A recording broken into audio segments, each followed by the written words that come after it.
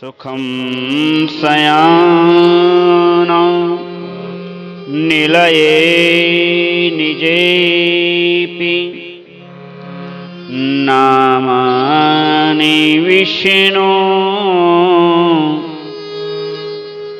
प्रवदन्ति मत्यां ते निश्चितं तन्मयता व्रजन्ति गोविंद दामोदर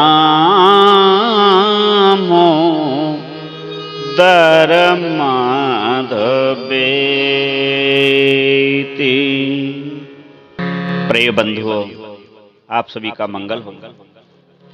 भगवान करुणानंदन कृष्ण के अनुराग चरण रज कण का स्पर्श यदि हमको हो जाए तो अनेक जीवों का उद्धार करने वाले वह परमात्मा कृष्ण की कृपा से हमारा भी उद्धार हो जाए। हमको संसार की जितनी भी वासना युक्त, अभिलाषा युक्त, अहंकार युक्त रज है, उसने हमको परिवेष्टित कर रखा है, आवरण में लपेट रखा है। लेकिन बस कृष्ण नाम की वह रज हमारे जीवन में बहुत लगाने पर भी लग नहीं पाती है। उसका कारण क्या है? उसका कारण है नित्याभिमान। पल पल मुझे गिराता आया यह मेरा अभिमान। यह अभिमान जब बुद्धि के द्वारा शुद्ध हुई आत्मा मन में चिंतन करती है कि अरे हमसे यह भूल हो गई, हमने उनका हृदय दुखा दिया, हमने उनका अपमान कर दिया, हमने उनके साथ ईर्ष्या की, हमने उनके साथ बेईमानी कर ली, हमने उनके साथ छल किया, कपट किया, और फिर वह शुद्ध बुद्धि से युक्त शरीर में रमण करने वाला आत्मा अनुमति लेता है चित्त वृत्तियों से कि अब जब वो मिलेंगे तो हम उनसे क्षमा मांग लेंगे। अब जब मैं मंदिर जाऊंगा तो भगवान से क्षमा मांग लूंगा, अब जब मैं मंदिर जाऊंगा तो पुजारी जी से क्षमा मांग लूंगा, वहां के व्यवस्थापकों से क्षमा मांग लूंगा, अब मैं दफ्तर जाऊंगा तो मैंने जिन अधीनस्थों का हृदय विदीर्ण किया, अब मैं स्नेह से उनके साथ व्यवहार करूंगा और प्रेम करूंगा। किंतु जैसे ही सामना होता है, चाहे वह क्षण और व्यक्ति कोई भी हो, चाहे रिश्तेदार हो, चाहे नातेदार हो, चाहे कार्यालयीन स्थित कर्मचारी अधिकारीगण हो, जैसे ही व्यक्ति उनसे मिलता है तो कार्यकाल पड़ते ही व्यक्ति फिर अभिमानी हो जाता है, और यही अभिमान उसके प्यारे पतन का कारण है। पतन का कारण क्या है? हमारी कुचेष्टाएं। तो कुचेष्टाएं कैसे छूटे? कुचेष्टाएं कैसे छूटे? मानस में तुलसीदास जी महाराज ने लिखा है कि काई मुकुर मन लागी। जो काई होती है ना जी, काई, काई आप सब समझते होंगे। कहीं काई कहते हैं, कहीं कजी कहते हैं। शैवाल जो होती है वो एक बार जम जाती है ना तो फिर एकदम छूटती नहीं। छुटाओ फिर छूट जाती है, फिर जम जाती है, फिर छुटाओ फिर छूट जाती है, फिर वहां कुछ अंकुरण रह जाते हैं, फिर अंकुरित हो जाती है। ऐसे ही काई विषय मुखर मन लागी। बाबा तुलसीदास जी कहते हैं काई विषय मुखर मन लागी। ये काई है ना, ये विषयों की काई हमारे जीवन में इतनी बुरी तरह से प्रवेश कर गई है कि महाराज छुटाए से भी छूटती नहीं है, प्रेम से कहना पड़ेगा जय जय श्री राधे। तब फिर क्या करें?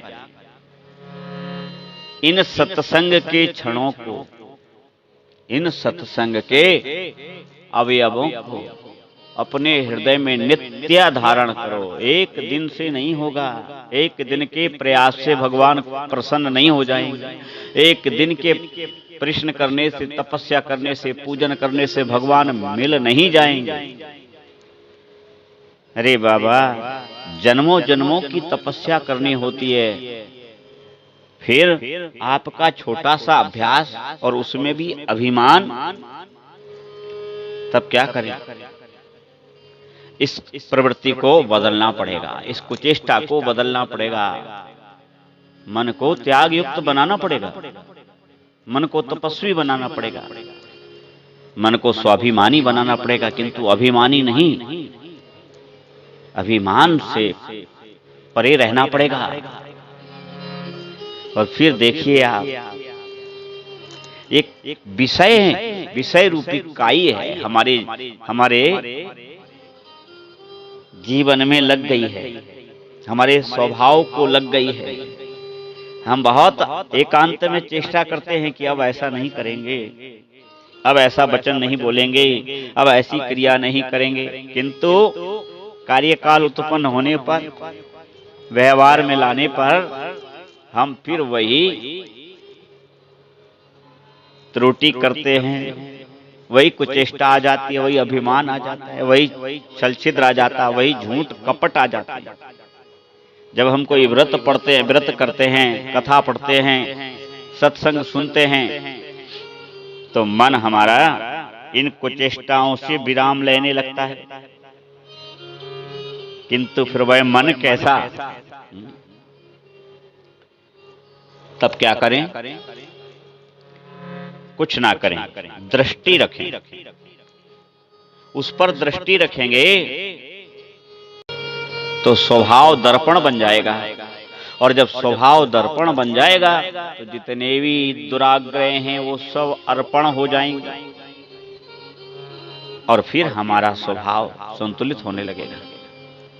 दृष्टि रखिए, क्योंकि मन कुचेष्टाओं से भरा है, वह करेगा ही।